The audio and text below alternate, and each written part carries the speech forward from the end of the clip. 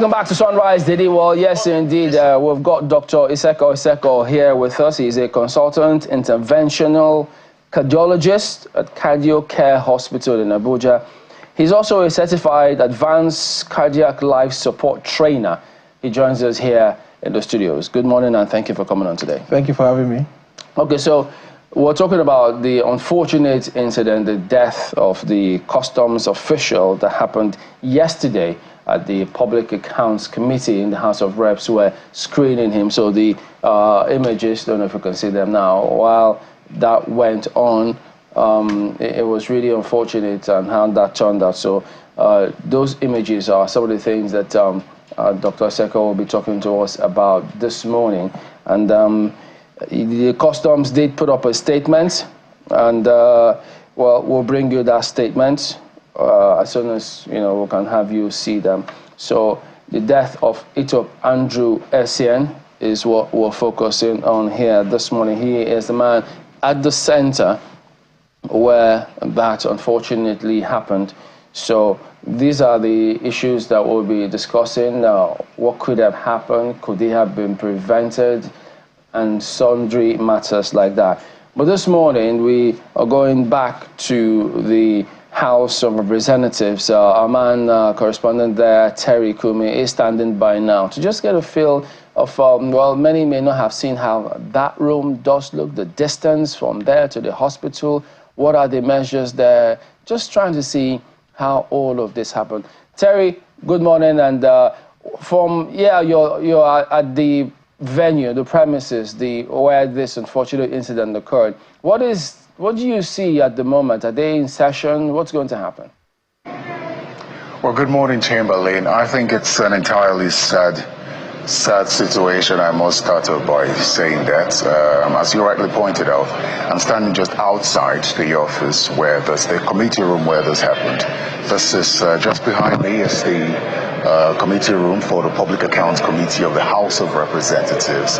It's under lock and key as always, because this is the only committee that has its dedicated committee room, because it sits all year round for the entire session of the Assembly. But today is a special one because the committee has decided to suspend sitting for at least 1 week in honor of the late Deputy Controller Andrew Essien, who passed away yesterday. This is the 4th floor of the new building of the House of Representatives. The clinic is about 5-10 minutes away, somewhere around the Senate wing. I don't know how familiar you are with this, but I'm trying to paint a picture of perhaps how quickly the Deputy Controller may have received assistance. Sadly, the journalists were not aware of this engagement, so we were not at this venue when the incident happened. But the truth is that the statement, rather, is that he received some medical attention from first responders and then was taken to the clinic for some attention, basically.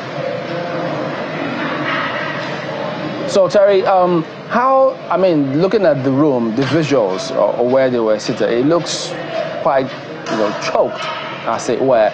So the images that the custom sent in is the one that most media houses have, which the sequence, it's the frame, the speed is kind of slower than the regular speed, and so, but clearly they just give us this part, such that perhaps so that people don't unfortunately just make a meal out of when he eventually went down. But what is it like from that room? Do they wheel them directly if any event happens? Do they have access to wheel from there straight to the clinic? Or how is the movement? How does it usually happen? So I think, that it's great that we're drawing attention to this, majorly because this is not the first time we've had an emergency situation at the National Assembly. I'd specifically speak about a colleague of ours who fell ill or sort of collapsed somewhere sometime a couple of years ago and was rushed to the National Assembly clinic. He received good attention. So one thing I can speak of is that there's proper attention at the National Assembly clinic here. When we talk about the distance from here, it's quite a distance distance. There's quite a distance. I mean, this is the 4th floor. If a person suffers an emergency, if there are no first responders here, or regardless of whatever is done here, that person would need to still be taken to the National Assembly Clinic. There is an elevator just opposite, so you have to call the elevator, go all the way to the ground floor, and then walk quite a distance, maybe about 5 minutes, between 5 and 10 minutes to access the National Assembly Clinic here. But regardless of all that, the room, as you had rightly mentioned, is quite, I'd say to an extent, conducive. To an extent, conducive. It does get choked at times, but from the footage we received, it didn't seem that way because the journalists were not present, so it was quite scanty. So we can't really question whether or not it was conducive enough, there was enough air, or was it choked at the time. But yeah, based on the parameters that I've given, I think to an extent, it was conducive for him because yes, there's air conditioning in there. So basically, that's that. All right, thank you. I do not have any further questions for Terry. Now, pardon me, you said that they have to call for the lift if there happens to be an emergency. So the lift has to get there, they wheel the people into the lift before you then get to the ground and then move to the clinic. Is that right? Absolutely. I think it's okay that we're drawing attention to this because this could be anybody. And I think that even though it's not the direct responsibility of the lawmakers to sort of set out or make sure that these facilities are in place, it's important for them to call attention of perhaps the clerk and then the Federal Capital Authority, who is the landlord of this property, Federal Capital Development Authority, to at least do some adjustments such that access to emergency health care here is, easy. I say that because it may not be easy anyways, because if we look at the committees of both the House and the Senate, we're looking at over 400 committees. Frankly speaking, over 400 committees. It may not be possible to have an emergency personnel or health personnel on ground in every sitting. So no, but they must do something to draw attention such that this doesn't happen again. There's no telling what the situation was at the time with the deputy controller who passed away. Yes, anybody could have a medical condition, but the National Assembly must play its part to make sure that it has some of these areas covered such that attention can be quickly drawn to them. So are there ambulances just on standby there such that if anything happens, they rush you from probably the Public Accounts Committee room straight to the clinic? Oh yes, the National Assembly does have ambulances. But what's the distance from that venue, the Public Accounts Committee room, to the clinic? Well, as I said earlier, it's about, say, 5-10 minutes, but it's not a straight road. It's not a straight road. The clinic itself is somewhere around the Senate wing, just the basement, to be specific, of the Senate wing. And this is the 4th floor of the House of Representatives. It's quite a walk. You have to go all the way to the ground floor and take some left and right turns before you access that. So I give, say, 5-10 minute walk if you have an emergency and need to get there. Okay, so just one more, trying to paint pictures so that people can understand what exactly might have transpired or what could have happened. So is this the new premises of the National Assembly where this Public Accounts Committee room is? Well, it's called the new building. It's not entirely new, but it's called the new building. We've been here for many years now. I can't recall at the moment, but yes, this is where all the committees hold their meetings. All right, thank you very much indeed, Terry. Dr. Seko, what picture do you get from that? Because if that had happened, naturally, people would think, oh yeah, there's easy access, just wheel him from there straight on to the clinic. In fact, some thought that the clinic could just move one door away. That's not what you get here. How is that a good scenario or manageable or what? Okay, so first of all, I must say my sincere condolences to the family. It's an extremely sad and painful thing to see this and to see this while televised, or to even see the last moments of someone who apparently looked healthy. So in this regard, when you come to sudden emergencies or sudden of this nature, the most important thing may not necessarily be the distance to the clinic, because this could happen anywhere. It could happen in a party, it could happen anywhere. The most important thing will be the people that are there. And Nigeria is blessed with human capital. And what do the people know about emergencies?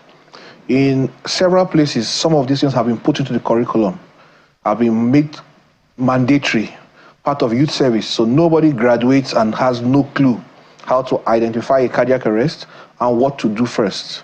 The most critical time is the first minute when it happens. Not the time moving, not the time shouting. And in fact, it is better for the people to be coming to the room, the emergency responders to be rushing to the room, rather than carrying him there. Because the moment of moving, you're going to lose valuable time. Those first 5 minutes are the most critical. What they did in that room, how they handled it, will have determined life or death quite critically. And then the people can come in with their emergency response kit to take place in that room until he is stable before the movement should happen. That should be the ideal scenario.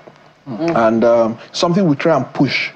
Everybody, every building that has up to a certain number of people must have people equipped, able, and ideally, every Nigerian should be able to recognize and take the initial first steps when somebody collapses. And it could be anybody. We have seen this sort of situation now one too many times. The first, and one of the times that we can recall, I think it happened last year, was a member, well, no, not a member, a ministerial nominee who was appearing before the National Assembly, and he collapsed in his appearance, even though he said he was fine. And what we saw the senators do, those who were in the chambers, it was quite chaotic. We were unsure of what to do. And I think as a result of that, we tried to learn from that particular scenario. I mean, doctors like yourself were invited in and they said, oh, look, all the steps we saw there were wrong. What we saw shortly after that was that the National Assembly also approved, because shortly after we started seeing videos of the National Assembly where they had defibrillators. I don't know what. Defibrillators. Defibrillators, that's what they're called. They put them in strategic areas, and one would think that that would prevent such a scenario, from occurring again. We also saw this, I don't know if you remember the off your mic incident, even though people were not sure if that was, cooked up or real. But we're beginning to see more and more these scenarios whereby people are appearing before the National Assembly and health issues begin to come up, and it's something that we ought to take very seriously. Yeah. It doesn't appear that we have learned much from the incidents we saw at the Senate, which occurred just last year. Unfortunately, it appears so, but there's a lot that we can do. The first and most important step is to identify people at risk and identify areas at risk, places of high stress, places where people are gathered. If we talk about the statistics of sudden cardiac death and sudden cardiac arrest, this is something that happens 1 in 1,000, 1 in 10,000, So by the time you're having 100, 1,000 people in a building block, at every 100 to 200 meters, a device like a defibrillator should be available. But that is only the first step. If nobody knows how to use it, it's as good as, nothing being available. So you cannot wait for the doctor or the nurse or somebody to come in. You cannot also wait to move in. Everybody must learn.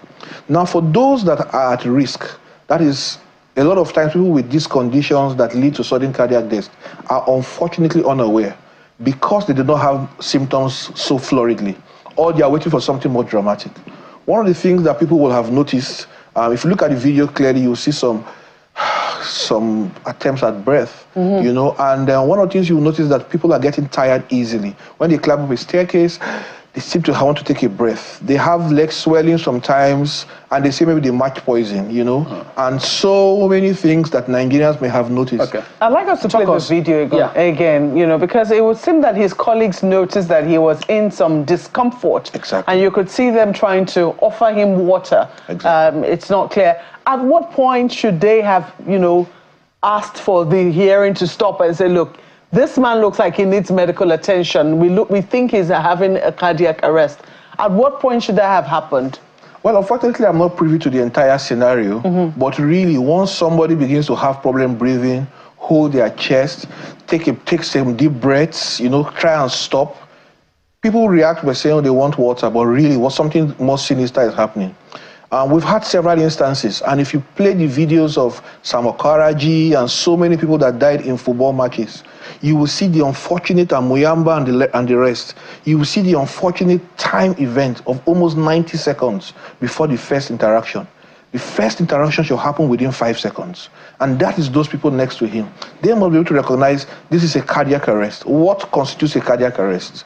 1, the person starts getting unresponsive. 2, the person's breathing starts slowing down or stops breathing or starts having what we call an agonal breathing or gasp. That is, it takes 1 breath, spaced out, starts gasping. And 3, he loses a pulse. So before all of this, he's noticed some small evidence of discomfort, and very likely as his clip stops, it seems as if he's about to collapse. When that happens, what happens in the next 10 seconds will typically determine the outcome. It is said that the time to effective defibrillation, that is the shock things, or the time to begin a proper CPR will determine survival in most cases. And the American Heart Association has several studies about this, so also the Nigerian Cardiac Society, who has been at the forefront of advocacy for cardiac events. I think we can listen to it for a bit from the beginning so that you just hear a little further and probably just make sense of what you think might actually happen to him. Let's listen to it.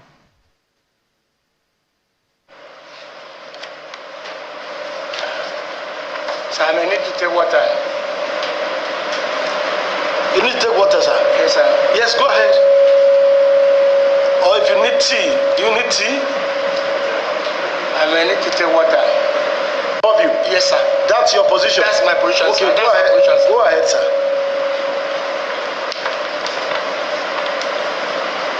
So, sir, the same thing applies for 2017. And 2017 can be seen in the next page. That's 2016. If you look at 2016, it then comprises other levies. I will still, the first one I picked was for only 1 levy. If you check 2016, you will see other levies. That is, you see the 30% levy on sanitary waste. You can see that's page 6. You can see the levy there.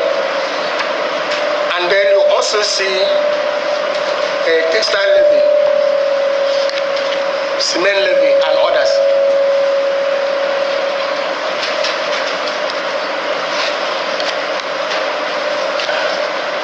So I may need to take water. You need to take water, sir? Yes, sir. Yes, go ahead. Or if you need tea, do you need tea? I may need to take water. So we actually repeated that video. So it started out from when he started talking. Then he didn't request to take water twice. It was just a repeat. We repeated those visuals. So he only requested to take water once from the images they sent to us. That's the public accounts, the House of Reps team. So from what you saw there, right from when he started talking up until he requested to take water, what do you make of it? So I don't want to be presumptive. I am not in a position to be presumptive about what happened. I don't have his medical history and I cannot see what happened. And this is barely 10 seconds. What I would say is that, first of all, I feel very pained and I feel lots of emotion watching the last minutes of somebody, that perhaps could have been saved if perhaps he had made a medical checkup. He might be having diagnosed with something that may have, people really do not just die. They typically will have had something somewhere at the background, some symptom that may have been happening. Sometimes that's the case, and sometimes they have absolutely nothing, like happens in footballers. They could be almost perfectly healthy. So when this happens, it's not very easy to make out which part of the spectrum that he falls under. For those that have sudden cardiac arrest, we have a certain group of people that have a familial tendency to sudden cardiac arrest. And that's because when the heart is formed right from their womb, it has some inherent problems in the way it transmits electricity around the heart. And so we have several symptoms, some found in families. And so when a family member has it, we typically advise others to go have a full checkup. So that is one set. Another set are those that have an acquired problem, hypertension, diabetes. Hypertension is still the highest cause in Nigeria, or a previous ischemic heart disease, that is a heart attack, where they'll be having some chest pain on and off when they try and change the tire, when they walk up a staircase. They feel some chest pain, they say, oh, maybe I did not sleep well, you know. They feel something, they say, maybe I'm just thirsty, maybe it's water I need. They're feeling breathless. Maybe when they stop what they are doing, take some water, they feel a little better, they continue. Those telltale signs are signs of something has acquired. Either one of the blood vessels is blocked, or their heart is already failing. And there are times when we've seen the perfectly healthy normal person come for a checkup, and they are literally, you know, just a tip over from a sudden cardiac arrest. Wow. And it's in such situations that in such people, you need to put in a device inside their heart, under their skin, that constantly monitors the heart. So one of such devices is this in my hand. So we put this into the heart into the chest, just under the clavicle, under the collarbone, and we connect wires to the heart. And what it does essentially is that it constantly monitors the heart rhythm of such a person. It is inside the body, not It's inside the body. It's behind it. Not a dress. Oh, no. It's inside. It's Inside the body. sealed, it's covered, and it stays there for 10, 15 years. It has wires connected to the heart, and we have lots of Nigerians. Is this a pacemaker? It is like a pacemaker, but it's an ICD. It's an implantable cardioverter defibrillator. It's like you call it a guardian angel device sometimes. It's constantly monitoring what heart rhythm is happening, and when something like that wants to happen, it sends a treatment to it, either a shock, or it raises the heart a little bit further, or takes over. So these are critical for people that are at risk. They must have it. It increases length of life by 7, 10, 15 years in such people who may have otherwise gone. Okay, so some of these things are things that need to be at the forefront of healthcare delivery as a whole. But now we're talking about the National Assembly. Where will the National Assembly now come in? Such advocacy to make sure that defibrillators are in public buildings are available. Such advocacy to make sure that people are trained. Such advocacy to make sure that people are checked. Can ordinary people use that? Everybody can use this. And that our national health insurance financing scheme can be able to cover simple devices like this. What is the cost of a life? It is really emotional for me to watch that video, and I'm just holding myself because... It's really very sad, and I do not know, I think a different readings to it, but what I could tell, it seemed like those in the National Assembly who were doing the questioning could tell that he was in great discomfort, and were saying, sir, you need to drink water. And he could see that he requested. No, they asked him to drink water. The National Assembly people asked him to drink water. And then you could see that he struggled to open the bottle of water. He couldn't. And his colleague beside him helped him. But it was like he turned and was looking at something else and did not quite notice the level of discomfort that the gentleman was in. Which is part of what he was saying. That could it be that maybe those signs, I think I missed it in NYC, how to recognize that somebody needs help. Yeah. So from their position, could they have noticed that, wait a minute, something doesn't seem to be right here? Unfortunately, it does take some training. So one of the things that, for the layperson, what you will notice is particularly when he drops. But just before he drops, it seems that he stops and he looks like a blank gaze in a particular direction, somewhat, from the short 5 seconds clip. Typically, when the blood supply is getting cut to the brain, the person kind of either stops. Sometimes some people have what looks like a seizure. What we must not do, what we absolutely must not do, is to panic, is to shout, is to start carrying him to somewhere, is to put a spoon in his mouth, is to put pepper in his eye, is to put his leg in fire, is to pour anointing oil on his head. That is what we absolutely should not do. But the National Assembly people who noted and were saying, sir, you need to drink water, and they were saying, even if you need tea, it would seem that they thought that the questions they were asking him perhaps were making him uncomfortable and, maybe asked him to drink some water. But at that point, assuming they could identify the symptoms, and I think this is very important, the National Assembly people who are going to be doing this question be trained on what the symptoms are. Assuming they could identify the symptoms, what should have happened immediately? Okay, so assuming they could identify the symptoms, what should have happened should have been brought to the ground, and he would have had a cardiac arrest. But we know that people that have ischemic heart disease. That is blood supply to their heart is slightly reduced. So likely they'll be having some chest pain on and off in the past. We know that those chest pain is triggered by exercise, by stress, by high emotional events, anxiety, sexual activity, anger, and they typically have such episodes. So it's not uncommon to find it happen during such a session. Now, when it does happen, and he's had a cardiac arrest, 50% of people that have the heart attack leading to cardiac arrest die instantly. Wow. Now, some people can be saved if there was a bystander, somebody that watched it happen. And what they must do is to do immediate CPR. Let's get there immediately because we're out of time. We don't know if he lay on his back at some point. We don't know what transpired because that's where the images stop. So could you just tell us, in the event that they need to perform something to save him, how do we do that? All right, so the first step, of course, is to check that the area is safe. That's the first step. There's no electrical wire hanging. There was nothing that, triggered him so that you don't rush there. That's the first general step in anybody that collapses anywhere. Once you have done that, the next thing is to confirm or to recognize what is happening. So you confirm the cardiac arrest.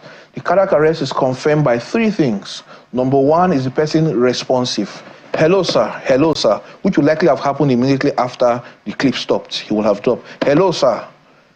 And then the next thing is to check whether he's breathing. And how do you do that? You take your ear to the nose and your eyes pointing at his tummy to see whether he's breathing.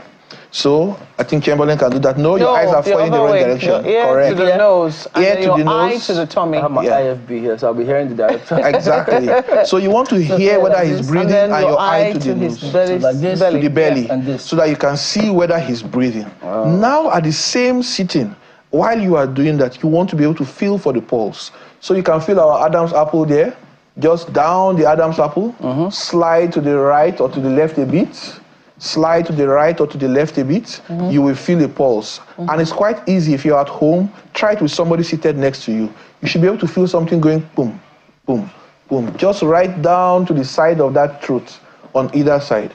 You should be able to do all these checks within 5 seconds. 5 to 10 seconds of that. I need water, and the next is likely he collapses. You should be looking at this, looking there, and your hand here. So it's like this, at the same sitting. Now you have confirmed the cardiac arrest. He's unresponsive, he's not breathing, and his pulse is not, meaning he has no heartbeat. What do you do next? The next thing to do is to call for help. Help, help. What does help mean? That's the next problem. Help means get one of these. Ideally should have been stationed within 200 meters of any place in the National Assembly and any public building or any place. Something is like this is called an AED. It's cheap, relatively.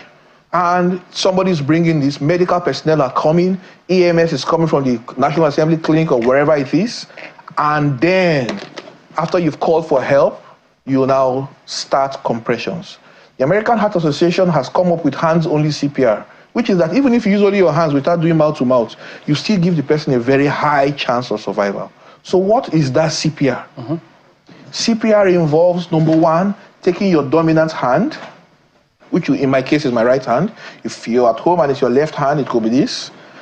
Putting it at the center of the chest, right down in the lower part of the chest, between the two breasts, or between the two nipples, right there.